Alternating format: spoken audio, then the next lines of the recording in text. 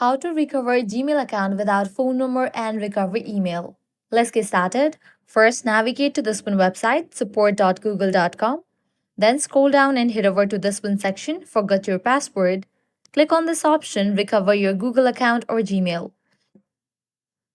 Now go ahead and type in the email address that you want to recover. Once you type in, click on the option next. Now click on the option try another way. In case you have logged in before with the same email address, you might get logged in. Or in case this email address is logged into another device, you'll get this kind of pop-up. Now you can use that device to verify this email address. In another device, you will need to launch your Gmail app and you'll need to click on the number 34. Once you verify that in another device, you'll get this kind of pop-up, create new password. Now type in new password for your account. Confirm it. With that, your new password will be updated and you'll gain access to your Gmail account.